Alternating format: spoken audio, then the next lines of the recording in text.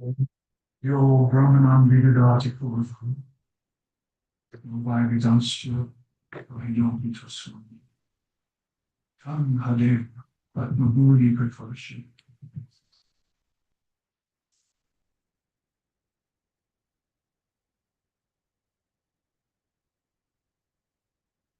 Sure about this. Shanti Shanti Shanti. That one formless presence, out of which sprang the divine Trinity at the beginning of the cosmic cycle, and vouchsafed all of these scriptures to Lord Brahma with his shocking simplicity. There is an eternal grace to immortality. There is partless, faultless actions in the body. It resembles fire that is consumed all of its fuel. No need for liberation or gold, the refuge to that supreme beneath. Whose light, radiating forth, attracts all beings to the Atman, residing within you. Peace. Peace.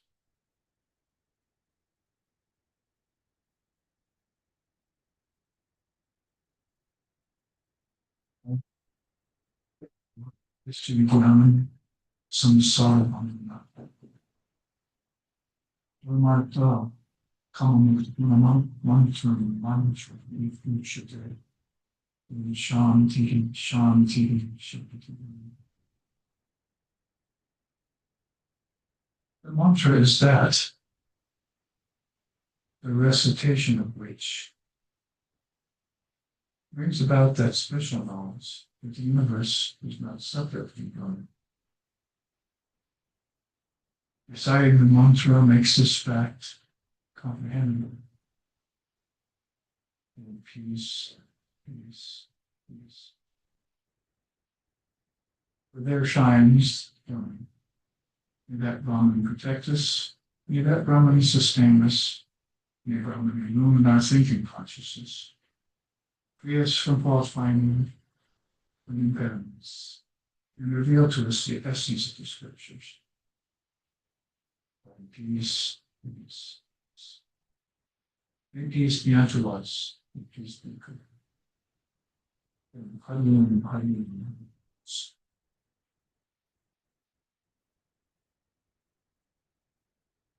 And that essence of the scriptures, which I just chatted about from the Upanishads, is being we're trying to encounter today through the wisdom words and the Shakti power inside of them. As we need for this class at the time of Sarasvati Puja, which was actually, I think, Thursday and Friday. And then we're looking forward to celebrating Sarasvati Devi, the most ancient of all Vedic goddesses, and she will be very favorite with the scripture. And celebrating her on this weekend, in the terms of all of her aspects. I've created a new chart which we can see the specific goddesses that connect to Sarasvati. When you read the scriptures, and I wonder about that, if you're lover of the goddess, listen, you realize that she's got the root of all that, the essence of consciousness is said in the scriptures herself. And she herself conceives of region to be voice to her concept word memory. You never hear of the truth from happens, right? You go to things wishing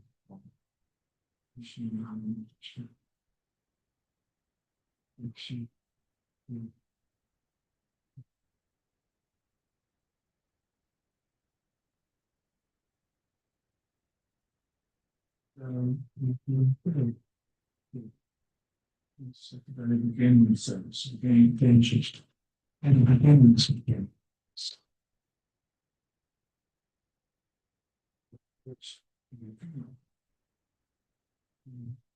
existence the called as accepted in just experience out of holding this is protecting them. It's the same security for us. Want to, if you read the scriptures again, you might see sometimes they mix her up with other prominent goddesses. Like say you're studying the Gayatri mantra, and all of a sudden, oh, Saraswati's like an aspect of Gayatri. And then all of a sudden you come to Uma and Parvati, and then you say Saraswati is an aspect of her. Then you come to, oh, what else would there be? Like the Mula Prakriti Devi. There's Durga and there's Kali and there's uh, Saraswati and Lakshmi and then Radha. There's a fivefold goddess there. You're looking at it more tantrically that way. And if you looked at Krishna, well, he had two wives, and they named them Lakshmi and Saraswati, and we don't know where Radha went at that time. We're not going to ask. So if you look at these aspects of the goddess, then you can't really get a very clear picture of origins and associations. So I wanted to try and clear that up as far as it can be cleared up in a yuga like this, in a darker age, where a lot of these connections have been lost and these scriptures have gone by the wayside. They've gone back to the divine memory of the goddess is where they've gone. So we don't have to ever worry about them. It's like you don't have to worry about the environment, right? Because there's always seeds and things coming out of them, which will actually be the class I want to teach in February. I think I have named it something like watering good seeds and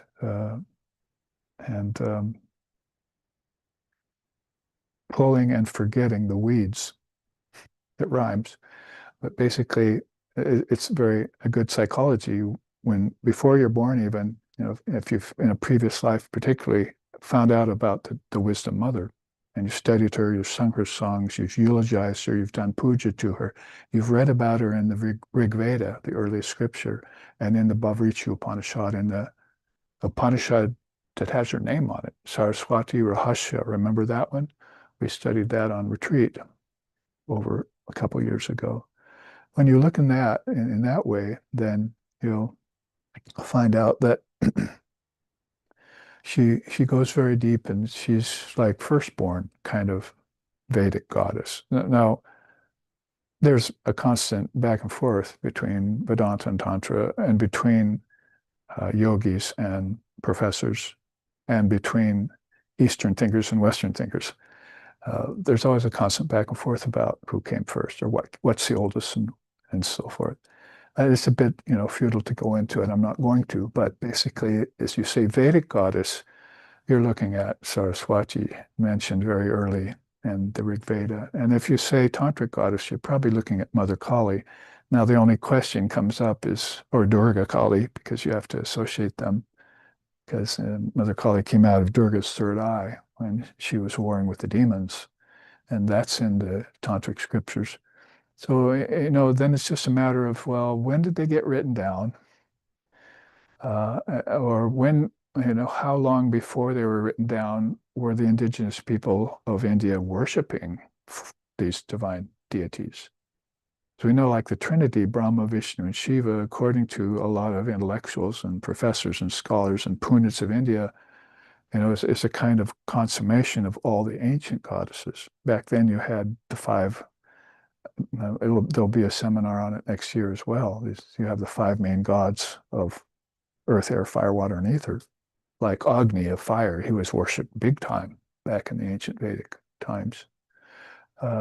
But later on, they say over time, pretty soon it came to a point where these gods had been appeased and the Trinity was sort of coalesced out of that period of worship.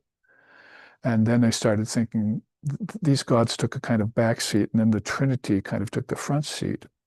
however it happened, or as my teacher used to say, whatever the case may be, we look at an indigenous people of India, maybe even pre-Aryan, that goes back and was worshiping deities that before the Upanishads were written. Why? Because the Upanishads are not only the fourth part of Vedanta, Veda Anta, the fourth of the Vedas, but um,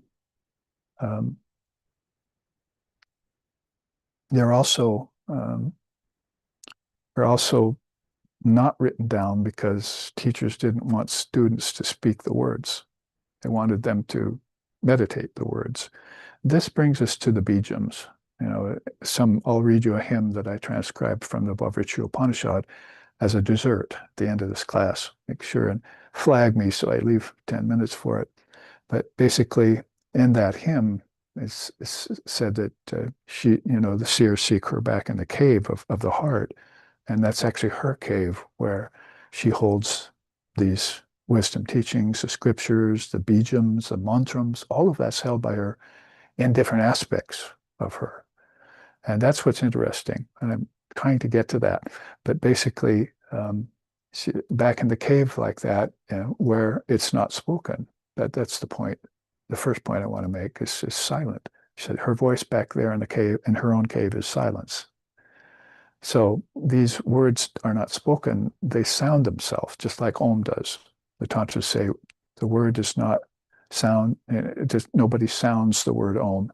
It sounds itself. And it does that, nobody goes on to say, in silence. And that's how you hear Om. And it's how you'll see the light of Brahman with not two eyes, but with the inner eye. And that's what guides us deeper into spiritual life. Attracts us, like I just said. I go seeking liberation. I go for refuge in the Supreme Brahman, you see, whose light attracts us to the Atman. So that light's inward, and that sound is inward. And only the mystics and the yogis and visionaries and being seeking to get beyond nature and name and form and families and societies and warring factions and every other thing that's here in Maya and Samsara, make that great, spectacular move inside. It's exquisite, the realm of exquisite thought. It's the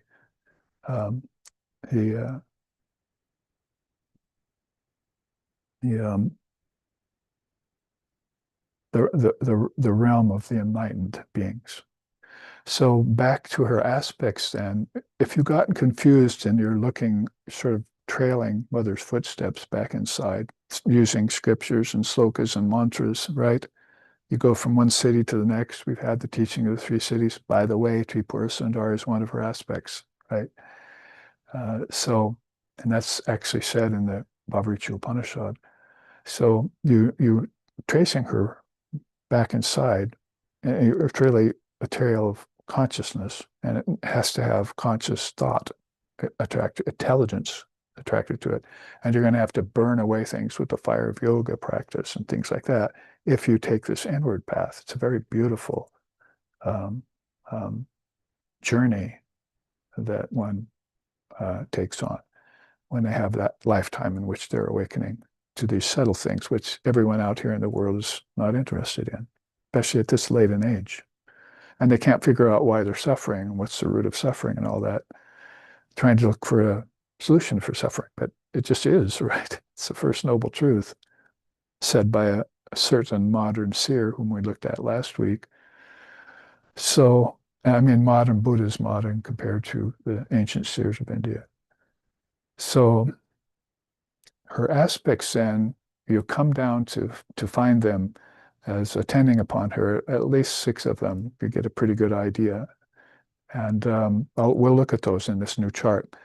In the meantime, since we're approaching her, as we take this journey through bijams, we can all start with her bijam about I'm Klim Sarasvati Swaha. You can say that.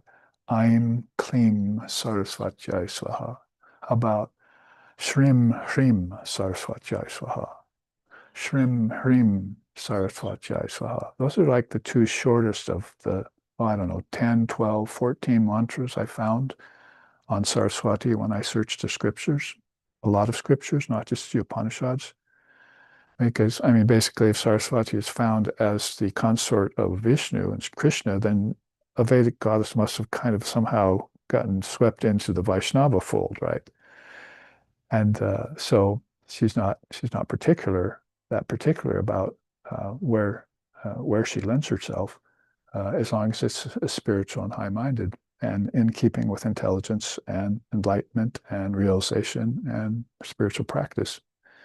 She's the mother of wisdom, so that's why she put the power of awakening in every word. Every word. I mean, if you really had reverence for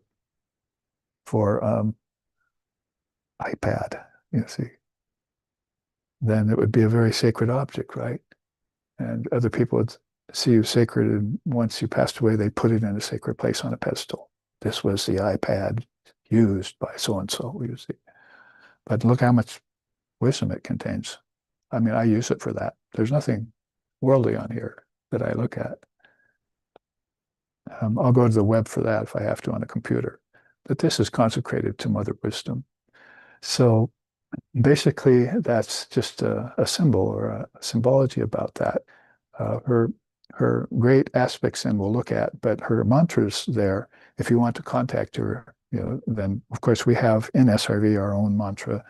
We make the connection between Ma Sharada and Ma Saraswati. Why? Because Sharada Damba is one of Saraswati's six main aspects. Sharadamba means mother of the worlds. Jagadamba, for instance, would be, if you heard that, say, what goddess is that? Well, that has to connect through Sharada. And Sharada is one of the aspects of Saraswati. And that's why her parents named her that. Sharada also means like Vashant, it means like springtime, it means like light of new growth. It also means a pool, Sharada. It's like a pool of wisdom. She's like a pool of wisdom that you breathe upon that, and you get these words and mantras and scriptures coming up and out of it. All very symbolic and beautiful for the spiritual aspirant who's taking this inward journey and needs inspiration and aspiration to do that. So those are two of her main mantras. So memorize them right now. You'll never have to forget them again. Don't come to my class 3 years from now if I'm still giving them and say, oh, what does that mean again? What do those words mean again? Memorize them right now and I'll help you further. Basically,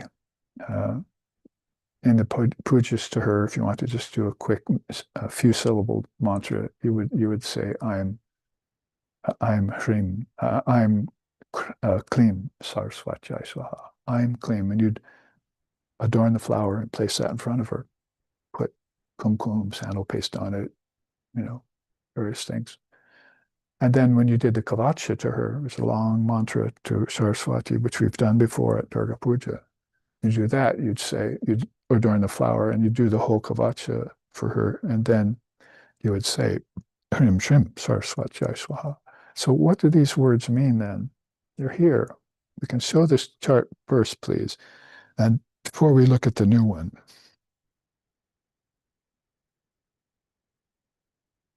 this chart will tell you the main bijams and what they represent. The next chart I'll show you will be the aspects of Saraswati and who holds which bijam, and how they're used and what their specific result is from using them. So here you see bijam of transcendence starts off first. When we said, I'm Klim, what did we say? There's the top two right there. I'm is a herald of spiritual wisdom, and it's a subtle key of creation. Creation here, of course, means projection from the great mind, from Lord Brahma. He's called the creator god. We like to call him the one who projects everything at the beginning of the cycle, because Shiva withdraws it, and everything's sometimes projected and withdrawn, nothing changes, right? that is, the bijams stay the same. They're not like other words that go into different language and change. In the ancient Deva Bhashya, language of the gods, these bijams are eternal. And this is how you remember her, and you remember wisdom, and you remember scriptures, and you remember even your past lifetimes by holding these wisdom words and what they mean. Klim is the impetus for revolution, that is spiritual revolution, and a weapon of regeneration. So if you put these two together, you can Wellermanschen, it would be, and then say her name after, Wellermanschen, it would be a very powerful combination of wisdom, knowledge of time and its beginnings, and fighting the good fight against the darkness of the world by carrying the bijams with you. I mean, some people would be like armed with bijams, like, damn, you see. Or that would be the bijam they carry everywhere because that's what they said all their life. And there's probably some Asuric demon that's connected with that bijam. So, but the knowers of divine reality are going to say, I am, and they see beautiful earth and they see her, like, how about beautiful music? And we have some charts with her images here playing the Veena. And that Veena is also very ancient. It's hard to find Veena players compared to sitar players nowadays that really have mastered the old instrument, the Veena. It sounds a lot different too. Very wonderful to go to a master Veena player concert and hear what that really sounded like back in the ancient time. It is very ancient sounding. So anyway, this is what you're putting together in as sparse a language as English can figure when you say, I am clean. I'm going to skip Om now because I have a whole chart on that. I just want to run by you. But basically the next are Shrim and Shrim, right? That down the left-hand side. That was her second mantra, right? Om Hrim Shrim Sarasvati Swaha. Swaha is like, I have said it, it is. I have pronounced it. It will be. It always is. It's like a pronouncement of conclusion when you say swaha. It itself is its own bijam, swaha. They'll say it in the fire sacrifices and the flower offerings, and different mantras end with swaha. So it's very powerful. And swata too. So there's Hrim and Shrim. Hrim is implement of refinement and a neutralizer of negativity. And so if your guru gave you, say, Hrim in the mantra you ask for, when you got mantra diksha, initiation, by the powerful words, then you're really receiving a twofold power in Hrim. You've got the potential in that word to enter into this revelation that Klim gave you, right? Basically, you wanted to revolutionize your awareness because your mind wasn't thinking high enough, your thoughts were not high enough. The whole mind compartment called antakarana was not responding to the basic practices you thought you did before you got mantra diksha. And so this is that revolution that Hrim brings about. You say, oh, these people want to realize the highest, they're going to have to do sadhana. It's like the first big step in spiritual life is self-effort leading to grace. Whoever got grace without self-effort in some lifetime? Sometimes you look at a person and say, wow, they got grace without doing any practice. And they talk about Ramana Maharshi and people like that. But you don't know how long Ramana Maharshi sat in silence before the West even discovered him in India, and that he left his home when he was like 6, 7, 8 years old, searching for reality. And everything he did to come to Mount Arunachala and worship Shiva there. Anyway, that's all that's gone, the waters that have gone under the bridge that you don't see about the man. And about souls like that, everything is hidden in that cave of Sarasvati. And they don't bring it out and flaunt it like pseudo-gurus do. And try and make money off it and things like that. That's a hidden thing. That's sacred. So you get that power of refinement from Hrim. You can break it down to Ha, Ra, Im. as we've done before in charts that I've shown you and in retreats that we've taken, to know that how that really works with the three worlds and samadhi, how this transformation of your lower awareness comes about. But imagine as you do that, then negativity starts to go away. It's just like you get two in one. You get two powers with three. That is, as you work on transforming your consciousness with this power word and all that it entails, the negativities are falling back by themselves and leaving you. You know, get thee behind me. The best way is just to use this word at them. And so that's why people feel when they first start practicing the mantra bliss. You know. Later on, they start feeling terror. It's not working anymore. You know, so basically when the mantra, if you keep at it for a long time and make it your main practice, like Holy Mother told us to do, said just say the mantra many hundreds of times a day. She herself sometimes did it thousands of times a day in the early morning and through the day, because that will offset this negativity that's, you find out it's not just out in the world, but it's originating in your mind. And that's why you have this sort of intuition or this sort of suspicion that what I do here is just being sent back to me by the world, how I think, you know, reacting back to me. And you can't figure out how that connection is really made, and you'd like to escape it. So you want to try and snap the bonds that bind you down. And oh, snapper of this world's chains, you know, the great gurus like Sri Ramakrishna that they wrote songs about are described as those. So they'll give you those powerful bijams. Shrim, on the other hand, is the harbinger of quality and quantity and the bestower of mature fulfillment. So you get first nicely in a row with Shrim Hrim Sarasvati Swaha, you get this nice result of, I've got to practice now with a great word that signifies it. I'm getting rid of the negativities. As the negatives go away, the Dharma Mega Samadhi comes to me, and I realize all the virtues that I had in me that were being blocked by my own negativities are now expanding, quality-wise and quantity-wise. I've got them all. It's really a precursor to I am Atma Brahma. The self is that Brahman. What I'm seeking is my own self in full. And that's matured fulfillment that happens. Well, let's look across the board then to Krim, another one of her bijams. It's bija of insight. It signifies omniscience. It says there, oracle of infallible omniscience and the revealer of eternal perfection.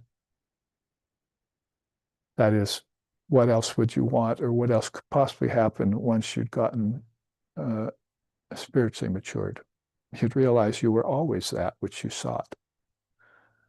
And when you weren't seeking it, the mind got dust over the mirror of the mind, and it obscured that fact from you. That's why they always talk about of enlightenment as something that you're remembering, not something you're creating anew, which is why we wouldn't want to necessarily settle for the word creation for Lord Brahma. He already knows about the perfection in the words, and he just has to plant them.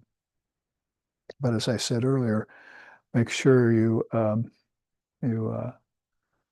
pull the weeds and forget them, because they're not real. A lot of people pull the weeds, and they're professional weeders, gardeners, but they keep coming back. In spiritual life, you don't want them to come back. They come back because you're thinking, I better go out and weed. But once you realize the perfection of your Atman, of your true self, weeds can't grow there anymore. It's only the crops of these virtues that expand exponentially. That's the beauty of spiritual life, where you reach for that inherent perfection, and there it is standing in front of you. Everything negative goes by the wayside, and the result of that usually is bliss, where rolls the stream of knowledge, truth, and the bliss that follows both, right? As Vivekananda said. So that's, as you were, kind of a cheap way of saying, but the payoff, that's the real supreme goal that you reach, paragatam. would have called it. So quick look at that. We're not going to dally. I wanted to get you quickly armed and attended to by these main bijams. There's more. And we'll look at them too because there's other mantras. So let's move quickly so that we get everything done today to this new chart. Beautiful image of Saraswati there, no doubt. And she obviously has the power to withdraw two of her arms. So she's just decided to focus on the Veena, I think, and just play with her two hands. But her arms usually hold the scriptures, which you see down below her on the pedestal. She's got the scriptures, and the other one holds holds the Japamala. You can see that she's tied that to her wrist. So basically, you've got the four-armed goddess Saraswati, the most ancient Vedic goddess is how we titled this class, subtitled it. And she has those four arms just like Mother Kali has, the tantric goddess. And she's got her own arena or area of expertise. And you can see there in this particular chart, it's sixfold. There are 6 different goddesses that attend upon Saraswati. And that's why she's the Vedic goddess, because I found these where? In the Upanishads. Vavricya Upanishad, Saraswati Rahasya Upanishad. What's Rahasya mean? Secret. Yeah. That's the secret Saraswati has, is the power words, these bijams, which we call mantrams, but don't let it stop there. We also call them revealed scriptures, shruti, smriti.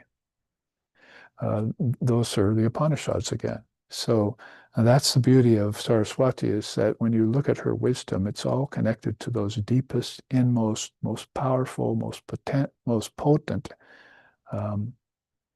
examples of the best of wisdom. And it can be fleshed out into a mantra of 3, 5, 6, 12, 14. Is it up there? No, it's on the other chart. 14 syllable mantras that she has. Or it can be drawn back down to a seed, right? It's just like there's the apple tree sprouting out of a seed, and then it's got many, many, many apples that you get to pick. So, and then there's many seeds around too that contain that same power. So it's eternal, even when it appears to change. It's one unchanging reality represented by the word. We want to call it that. That's why we go back to Om. I don't know if I'll have time to show you the Om chart, but I might be able to flash it real quick just so we know the power of that word is, of course, ultimate. You might say Shrim, Hrim, Klim, Aim, and bijams like Hom and Saum are penultimate bijams. As if like many goddesses came off of Saraswati, but many bijams came kind of out of Om. So in that way, you can look at this rahasya of Divine Mother Wisdom and begin to understand it. Make it your own secret too. Probably not good to spread it amongst others. Talk about it amongst yourselves. And of course, we are broadcasting, live streaming this. Very few people want to come and hear this. And then you're going to have to go and find a teacher that can tell you what I'm telling you, and then actually transmit you the mantra through mantra diksha. That's initiation into the path. Then you set your foot on it, and you open up these bijams. If you got Hrim, or if you got Shrim, if you maybe got loved Mother Lakshmi, and you got a bijam for abundance. So it depends on the nature of the seeker, what they're after.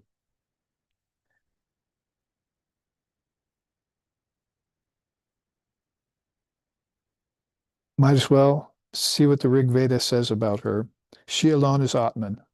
That alone is a stunning thought, really. She alone is Atman. Other than she is untruth, non-self. So they're just like placing everything in her. Right? They're recognizing that everything is in Divine Mother reality.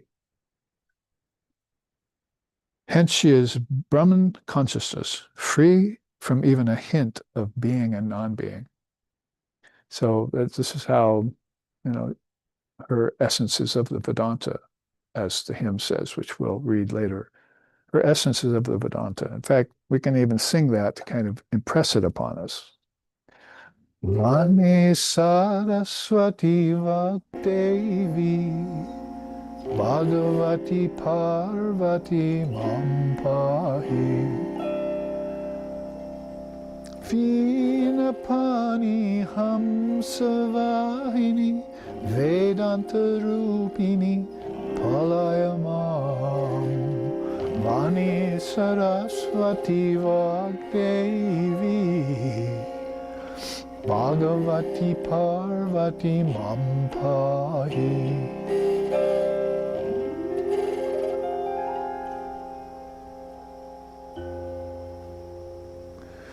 So that means, and I sang just one of the verses of that hymn to Saraswati. It means you are the essence of the Vedanta. We were talking about that. Holder of the sacred Veena, whose vehicle is the white swan, you are the embodiment of the Vedanta science and scriptures. Palayamam, what's that mean? Please save me. Save me. And she wants you to, she'll at that time say, you ready to be freed from all that suffering? Take these bijams, take these seeds. I mean, that's what do we get? Johnny Appleseed, or do we get Jack and the Beanstalk? No. In the East, they get these great seeds, that save you from having to be born again in worlds like this. And not much fun in the Kali Yuga, is it? Things are obviously spiraling downward in the age of darkness. There's nothing anyone can do about that. But there was nothing anyone could do about it back in the Satya Yuga, because suffering is here. Sabur Loka, welcome to suffering. And pleasure getting insipid and turning back into suffering. And pleasure and pain, raga dvesha, causing karma. And that karma causing rebirth, because you committed too many samskaras to your mind. And now you can't get free. So, you want free? Palayamam. Palayamam. You say, Shrim Hrim, Sarasvati, Swaha, Palayamam. Please hear this mantra that I speak to you, Mother. Om Sharada, as we say nowadays. And that's just one of the beautiful verses that it's on a video on YouTube. You can hear the whole song as Chama Music formed it. By the way, she mentions, the white swan, right? Hamsa, Vahini. What's a Vahini? A vehicle. It's like prana we use to get into dream and deep sleep is a great Garuda bird, like prana, that takes us from one level of consciousness to another and back. And at time of death, too. It also takes the gods to the ancestors, to the human realm, back to the ancestors, to the gods. In this round we call transmigration and rebirth. It happens to all beings. To plants, animals, and insects, free of any kind of awareness of it. That is not availed of freedom. And but to humans, they should become aware that they don't need to be bound down to matter in the body and the senses and objects anymore. That got old real quick in India, and suffering accrued then. And then they started putting out the systems of yoga and Vedanta and tantric practices and Samkhya, cosmic principles. Let's use these words that Saraswati, all this wisdom that she gives us, and just, shore us up, arm us to the teeth, with, if we somehow have to find ourselves back here, and we have to say Palayamam again, that we will know the path. We'll know how to return to her. We always remember her, right?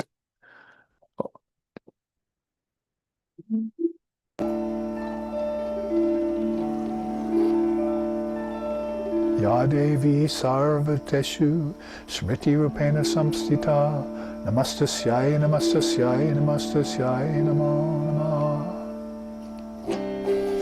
Ya Devi Namo Namaha Ya Devi Namo Namaha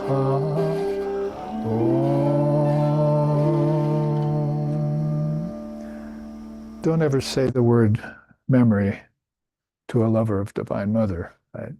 Come forward with slokas like that from the Chandi, from the Mother Scriptures. They say, Ya Devi Sarva Bhuteshu. Oh, Ya Mother, there you are. Sarva Bhuteshu. You are all beings. What are we reading here? She is Brahman consciousness. There is nothing other than she. Anything that seems to be other than she is untruth, is non-self, anatman, is changing, is mutable, is pain-bearing, is fooling us with surface pleasures, and is Maya, is samsara. So that divine memory comes forward when we think about her. That's almost like the real, the unreal never is. The real never ceases to be, right? Krishna rephrased that later in the Gita and 2 ages later to say she alone is Atman, everything else is untruth. And then they just come out and say it. She is Brahman consciousness. It's like you could take the N off of Brahman there, and it would also read true. She's Brahma's own consciousness. She's his Shakti. And I didn't put him, I have several nice images of him that I wanted to put into these charts, but I'm focusing on her. But she's the consort of Lord Brahma who starts the whole Mahayuga off again and again for as many times as it takes to for people to have a chance to wake up and say, Alayamam, and then go to the Guru and have him say to them, Shrim, Him Shim, Sarasvati Swaha. I'm clean, Sarasvati Swaha. What else do you need? I have nothing else to give you. That's it. Go say that. Return to your true self again.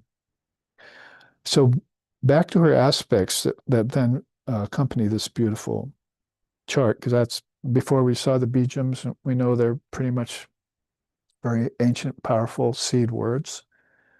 And that's how we say everything is in a word, and we really mean it when we say that in our tradition, India. It's all compacted in words. Even just words that you use ordinarily bring reactions out of people. Um, in all sorts of different levels of consciousness and runs of life and different fields. You'll get a sense of that maybe when we read the hymn.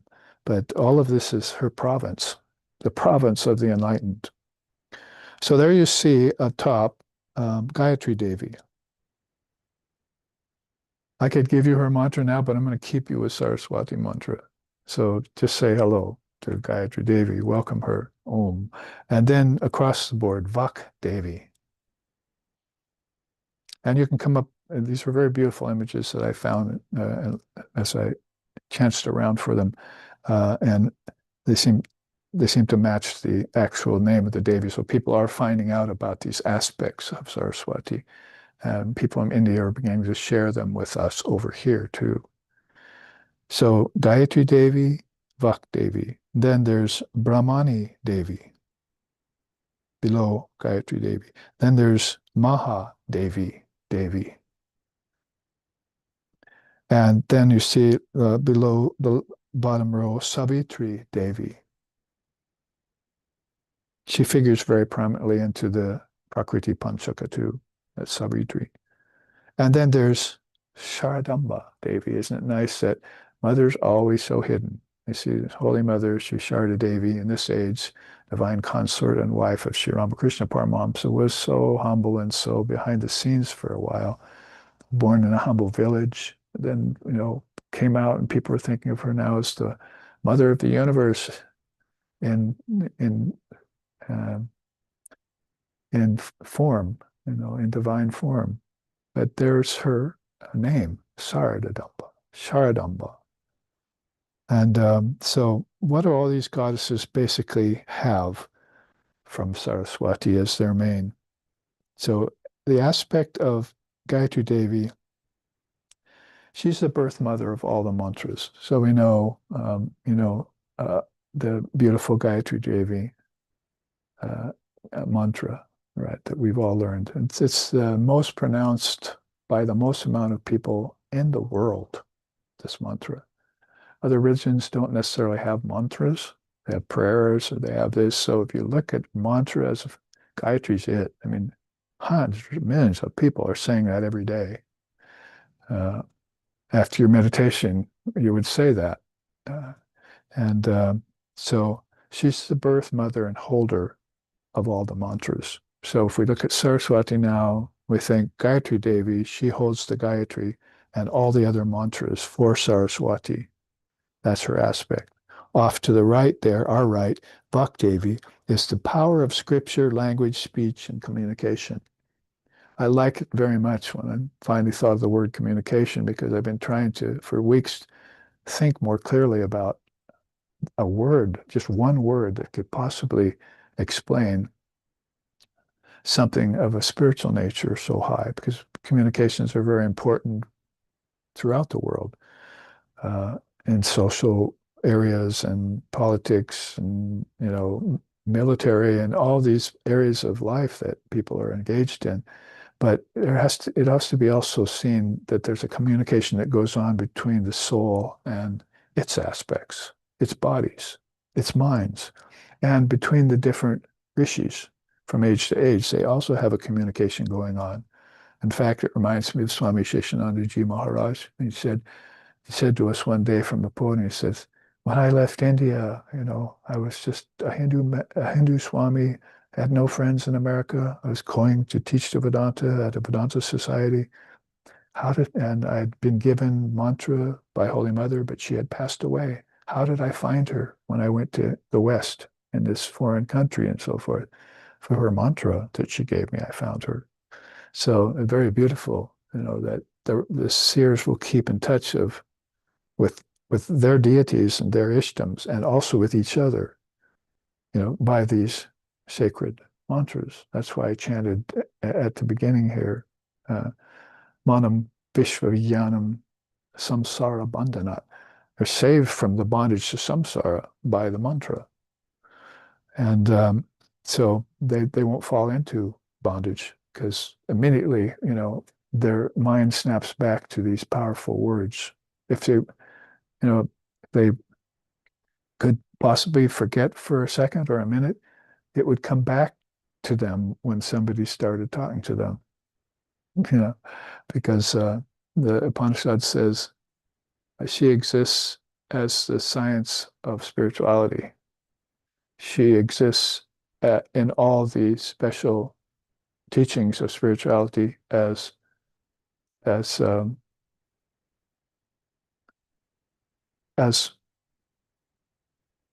ka, as la, and as sa.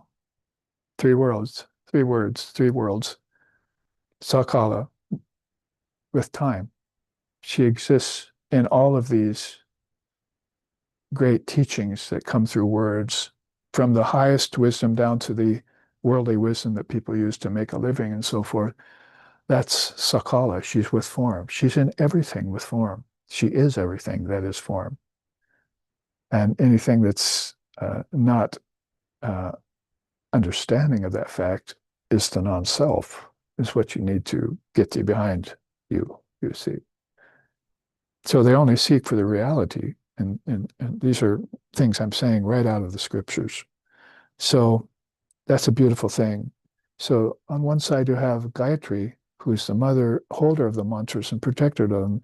On the other side you have the Devi, the goddess of speech itself, who keeps the languages, the speech, and the communication of the scriptures going from age to age. And now we know who gives the revelation to the seers. Like say if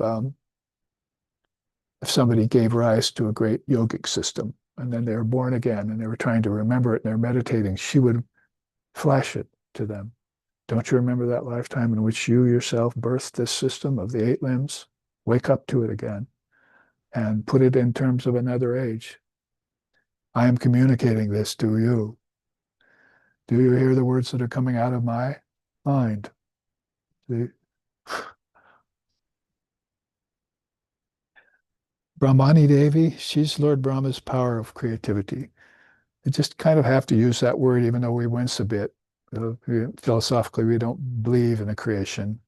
Um, all this is Brahman. It always is. It never began. It never had an end. So creation, preservation, and destruction don't really happen to anything, to the soul, and the soul is everything. So it only happens to that which is the non-self. And that's exactly why you want to make that Viveka discrimination between what's real and what isn't, what is changeless and what changes, what's essential and what's not essential, and get the rest behind thee and focus just on that. So you would eulogize, do puja to, and praise the Brahmani Devi. She's named after Brahman and after Lord Brahma. So she's that power, So when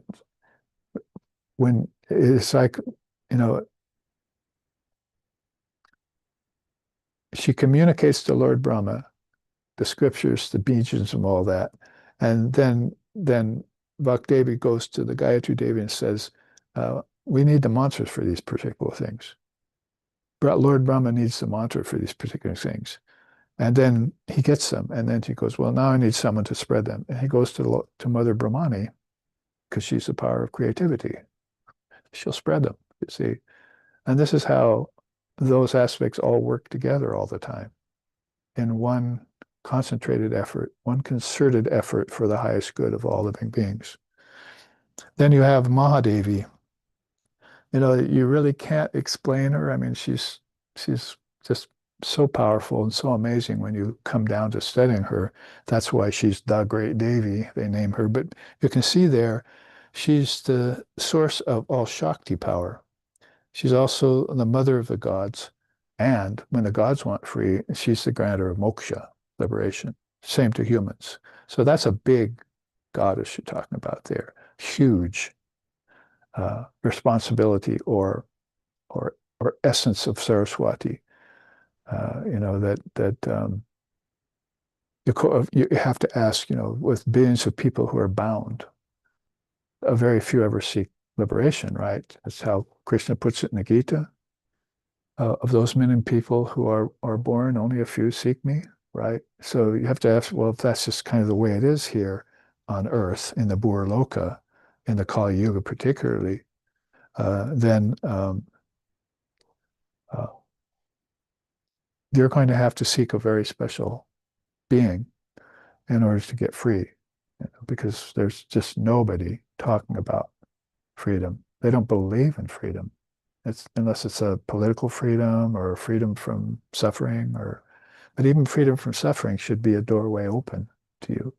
So you're going to have to, say, Hrim Shrim Saraswati Swaha, and she's going to have to connect you through Vakdevi to the Mahadevi, right?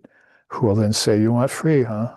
Well, remember that mantra that you've been chanting and the teacher that gave it to them? Are you still doing your practices?" So forth and so on. I can give you moksha. I'm not so loath to grant moksha, but I'm loath to grant pure love for God. I've heard that said before in scriptures. She grants moksha to people who are very sincere. Love of God, she will not grant that to just anyone. That's just so special, you see. So that's where love, capital L, fits into all this. And in the meantime, you're seeking. This is our form of prayer in Hinduism. We, we ask, we request of her these boons, but we're not asking for material wealth from her, or that kind of thing. We're always saying, can you just take away my suffering? Or can you just give me the essence of the scriptures? Or can you lead me to a good guru who can get me free, right? Those are the prayers that are going on, and they're meditations, really. And you have to connect to the aspects of the Devi for this. So when you meditate, open up to her with her mantra and be ready, to recognize what form of the goddess is coming to you and what's she saying to you. And go to your guru and ask what that dream just meant, or what that mantra means that I've been saying. Oh, I forgot to ask you, what's the mantra mean? People walk away from the guru and just say it like parrots. See, one person I remember asked, said, "Did you what? I want initiation from you." This person asked the guru, and the guru said, "Well, have you had initiation before?" Yes. Who is that? Well, I got this mantra from this guru. And did he tell you what it meant? No. Go back to him right now. I can't give you initiation. You didn't even find out what the mantra meant from your first guru who gave it to you. Go back and find out word by word what that means. So when I just said that, Shrim Shrim Sarasvati Swaha, how do I do that? Ha Ra Im. It's in the scriptures. It tells you what the word means.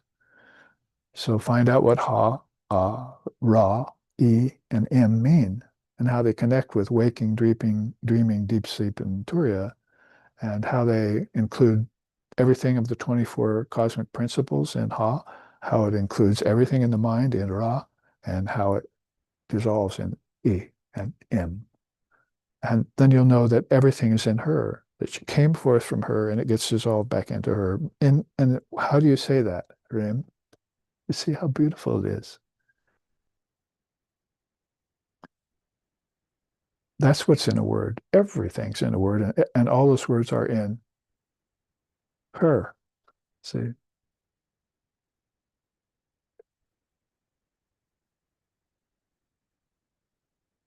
So don't talk to us about doing away with name and form.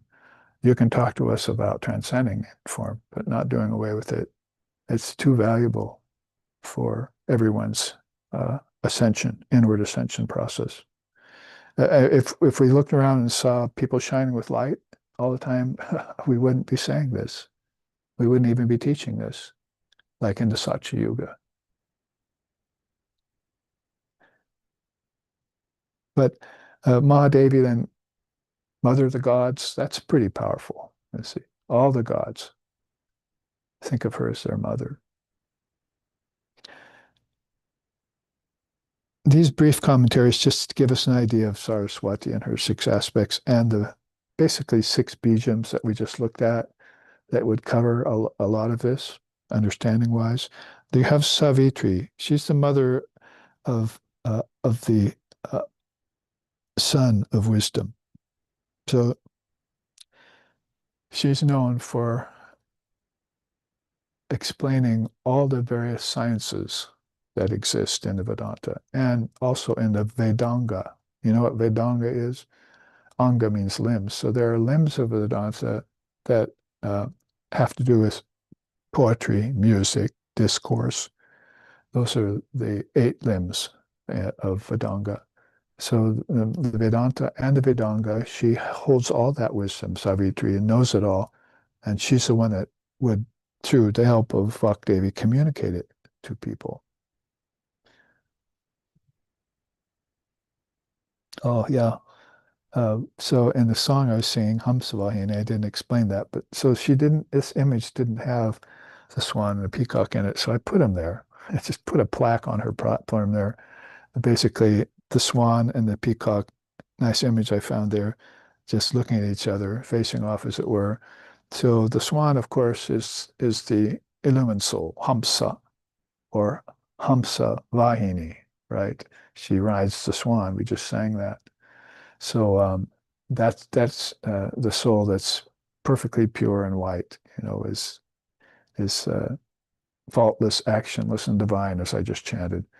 And the peacock then is all this glitter of not just this world, but all the worlds, even the heaven worlds glitter with color.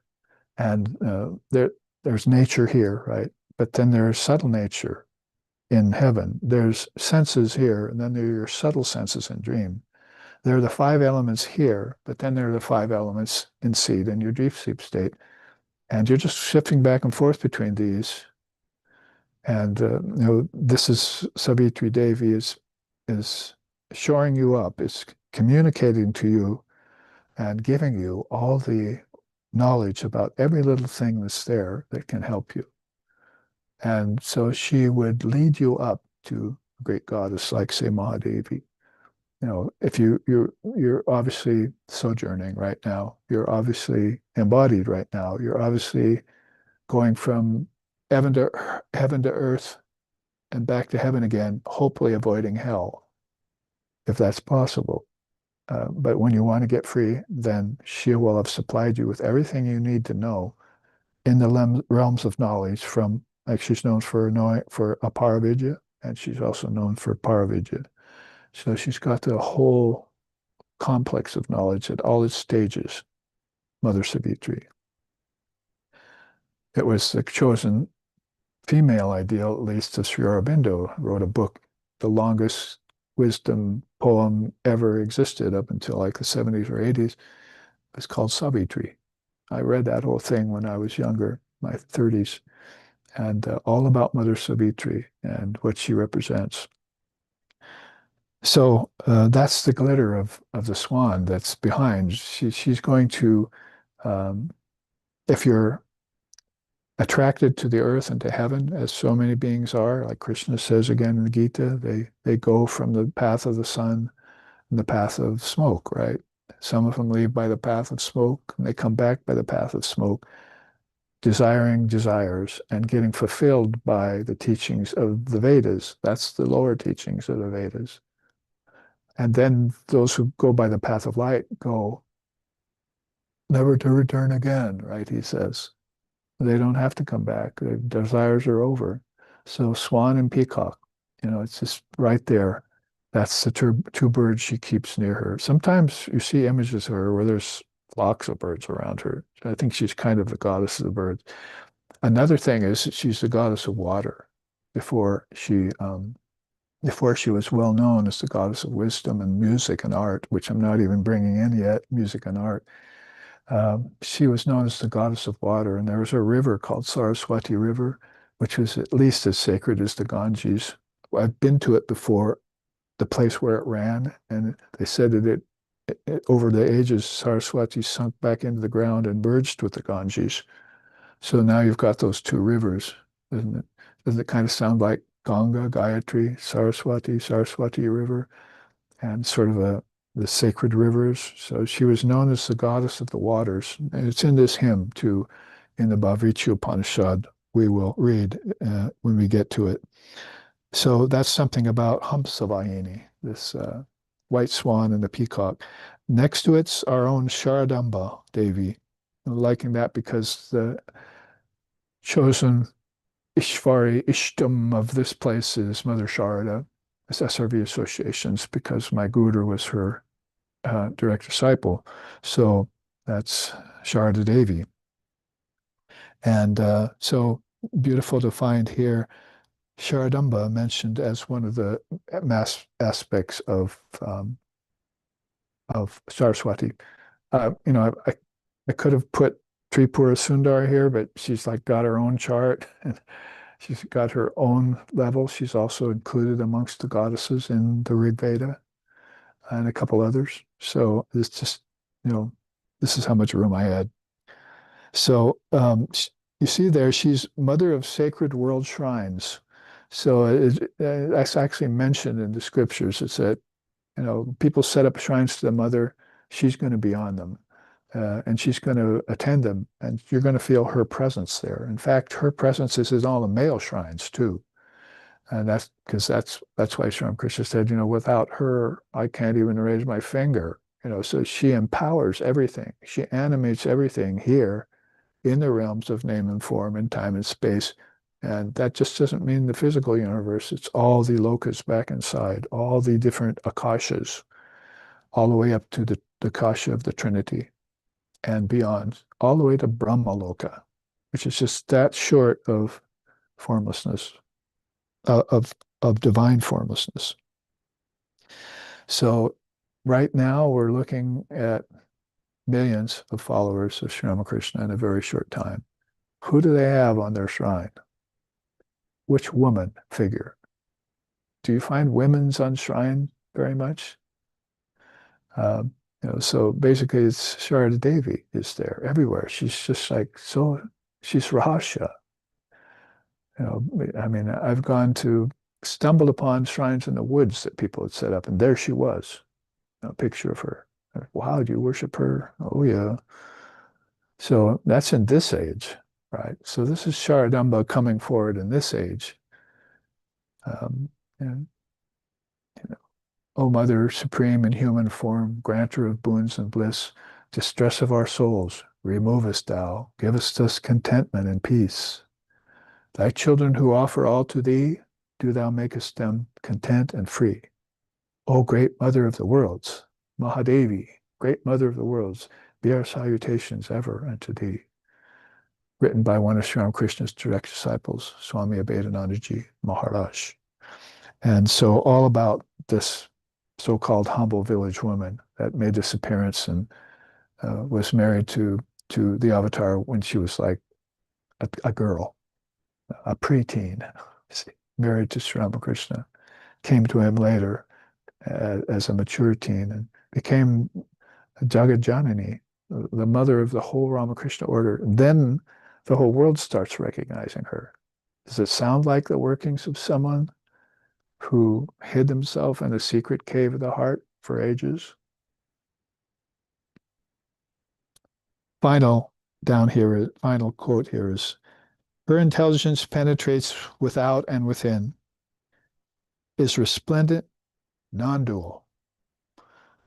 What is pure being. What shines is pure consciousness. What is dear is bliss. All of that and more are her. I mean, talk about sparsity of words and simplicity of expression. You know, that's like some of the best of Devi. How to describe herself. All of that is her. She is what is uh, most precious and most pure, and she is what is most dear. To the seers, that's bliss. Unalloyed, uninterrupted bliss.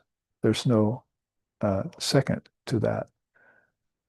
Uh, in this world, particularly, that's why you've got so many people with the last name of Ananda, as I like to say, right? Uninterrupted, unalloyed bliss. And that's not just an equanimity of mind that you like to get. That's a precursor to it. But this is something that's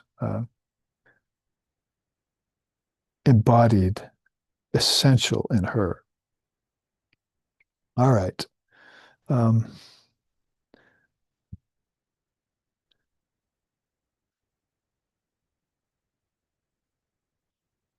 it's time to flash you a few charts because I really wanted to spend the most time on those two, and our time is beginning to run out.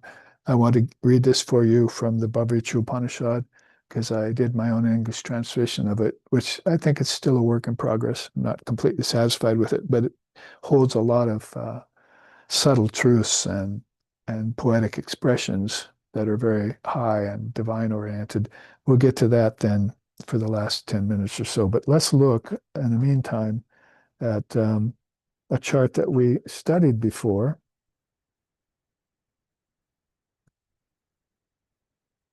And I say I'm flashing it because it's kind of complex.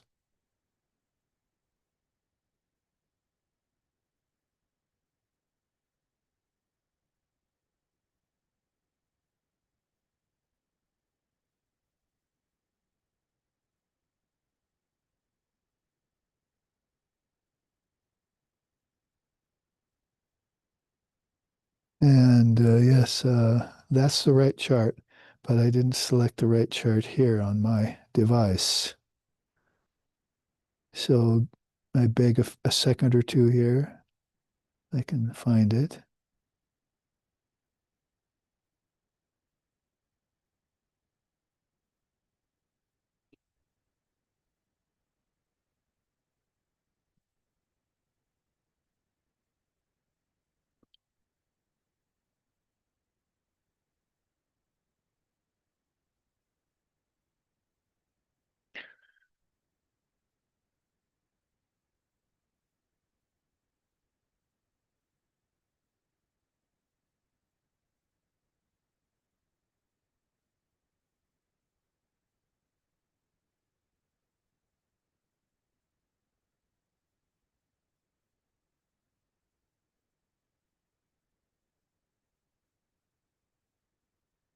There are two charts here that look the same.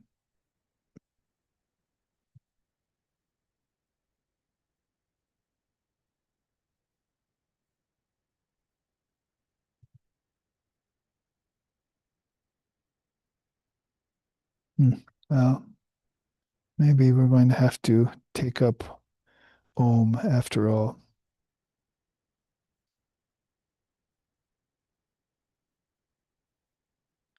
You can try and remember that mantra I just gave you for Saraswati and say that inside while I sleuth this out.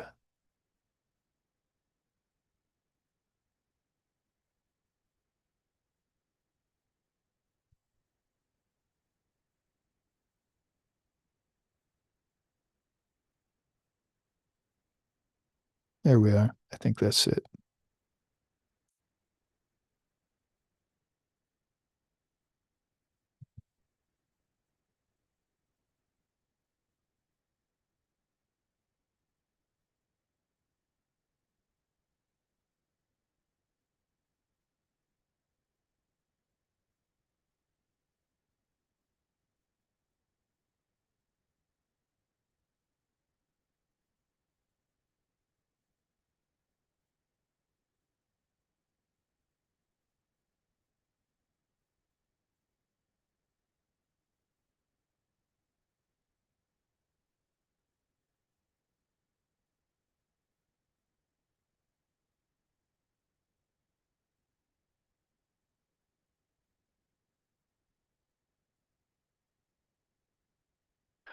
All right. Sorry for the wait. This is a lot of bijams here. Oh, that we're doing the bija chart. Yeah, I think that's the one I sent you, right? You said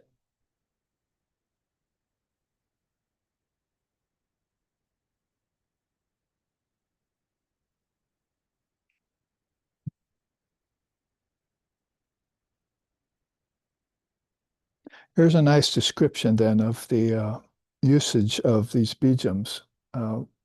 Wisely and carefully, safely. Safely means when you've qualified yourself to use them. Some people get a mantra or a bijam and, like I say, just go off and recite it, and maybe get another one next month, kind of go from guru to guru to collect them like merit badges. We've seen that happen in the New Age kind of level in the West. So basically, when you get a mantra and it goes very deep, but before you use it, again, you would find out the meaning of it, and you'd get it transmitted to you by an illumined soul who has realized it in usage probably from a lineage that goes far back. And at that point, then you might be more qualified to begin to reap the fruits of bijams. But you can see the list of them there, and I'll read them to you. There's I'm, which we've looked at already. Wisdom, sound of Saraswati. There's Hum, which is a dissolution bijam. Claim we've looked at already. It's a bijam for Indra. I've connected the gods to these here, or we didn't look at claim, but desire or longing gets fulfilled by the Lord of the gods, Indra. And then you see the two to Ganesha are important if you're looking to overcome obstacles, Gam and Glam. And then Shrim we looked at already. That's fulfillment, Lakshmi. And then there's Krim we looked at, transcendence or Kali. There's the power, Bijam of Dum. And then there's the consummation home of Sadashiva. Krim we looked at, transformation. Brim was another one we didn't look at, protective wisdom. That connects with Brihaspati, who's the teacher of the gods, like a very powerful main rishi. Om, which is, of course, Brahman itself, one with his word. Vyam, which is darshan, or Vedanta, it's connected with Vyasa, which almost sounds like his name, the first two letters. And then Ram, love, divine life, is the bijam of Ram. and then Kshrom, inception. That's a bijam of Lord Brahma. So all of these exist here in this mind as power worlds and connect to non-duality, as we just read about in this last chart. And the paragraph about it here is when the mantra is received from an exemplary guru, both karmas and future lifetimes swiftly become a thing of the past. Further, as mantra practice matures over time, it inevitably befriends the best of destroyers of ignorance called Jnanam. Thus, the secret of an exemplary guru is that he or she delivers the mantra to the ready aspirant in a timely fashion, and it is permeated with wisdom that is set to infuse the human mind like a slow-release medicine in the bloodstream. So that's how deep the mantra goes, and the mantra is composed of bijams, and the bijams composed of letters, and the letters are composed of matras. And inside of all of that is the essence of Mother Wisdom. Sarasvati herself infuses them all and holds them in 6 different ways, right? Holds them and uses them in these 6 different ways that we looked at. That was how I want to flash a quick chart at you that we've seen before, and also show some nice other bijams that we're looking at that are held there by Gayatri and communicated by Devi. So kind of think on this and memorize it all. It's not too much to hold in your mind. It's key to connect this, communicate with Mother Saraswati in this way. Well, let's end our class then, now that that's been suggested and encouraged, with this other new chart that was made. And this is based on the is it there already? Good. So the Rig Veda's hymn of praise to Goddess Saraswati. And you'll find this, the Rig Veda's vast, right? Oh boy. And so where do I look to find it? We look in the Bhavricha Upanishad. That's how you'll find this. There's one of those longer mantras to her. Om, Hrim, Shrim, Boom, So, Aim, Klim, Saraswachai, Svaha. Om, Hrim, Shrim, Bloom, So, Aim, Klim, Saraswachai, Svaha. Om, Hrim, Shrim, Bloom, So, Aim, Klim, Saraswachai, Svaha is the mantra there, along with some other ones that you'll find in the Upanishads. So those all are that consists of many bijams. So you can see how powerful a mantra like that is, and how all comprehensive it is, how it encloses almost everything in spiritual life that you'd ever want to attain, and how that can be conveyed to you.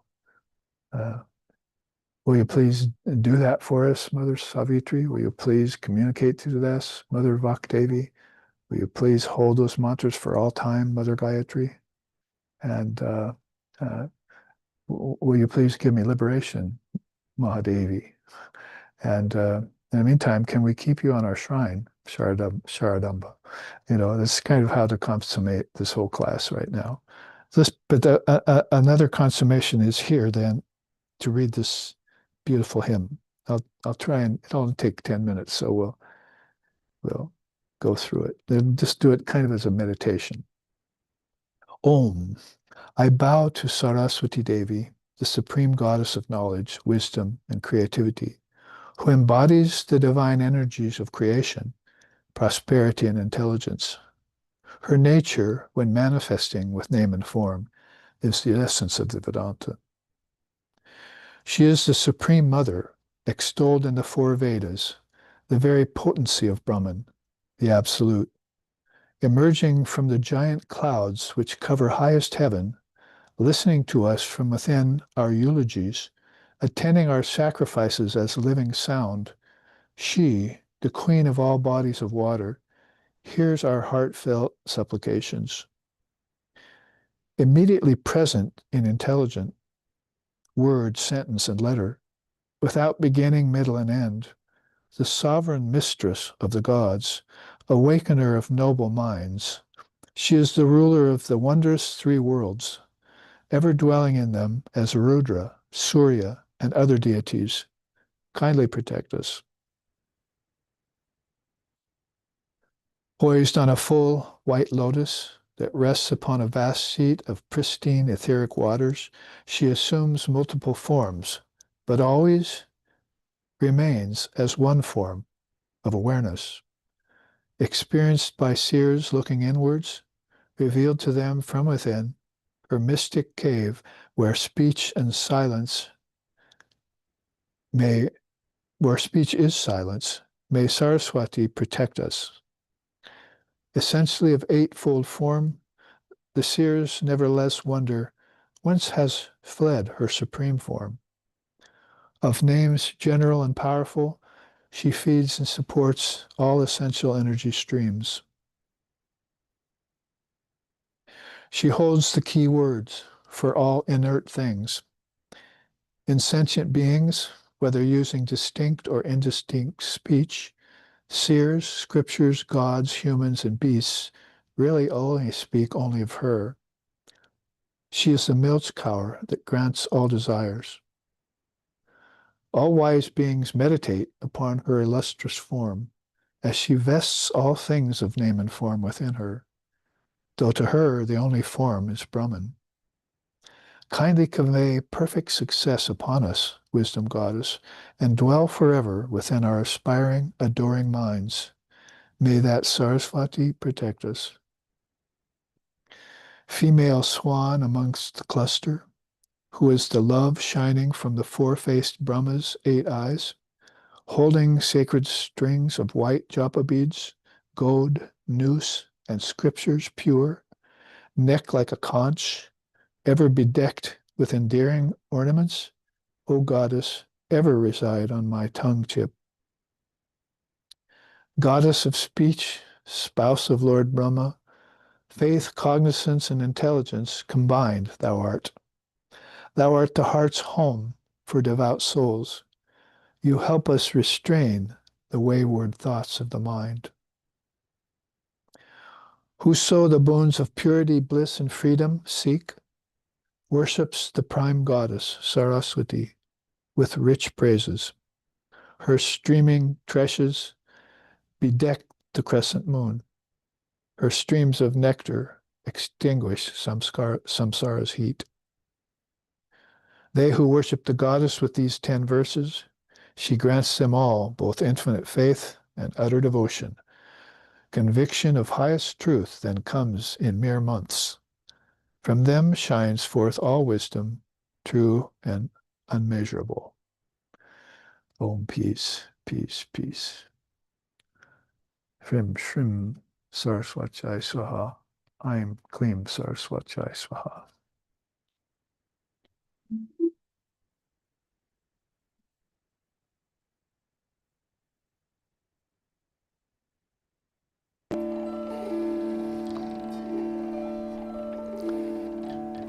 Devim prasanam pranatati hantrim Yogindra pujam jugadharma patrim Tam sharadam bhakti vigyana datrim Daya swarupam pranamami nityam.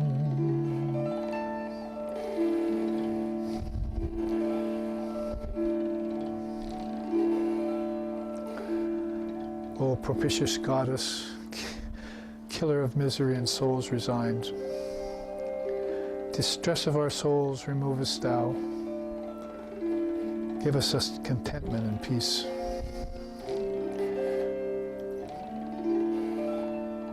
O Mother, restorer of religion in every age, by saints and sages worshipped, O Mother kind, give us love and wisdom, I beseech thee.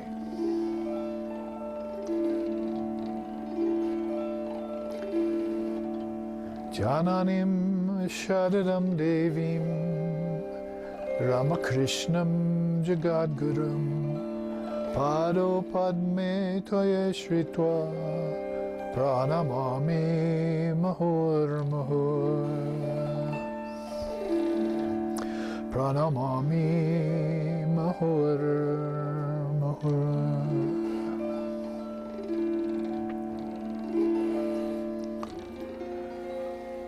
O Sharda, wisdom goddess, O Ramakrishna, teacher of all, in bosom holding those lotus feet, salutations to both be of mine. Om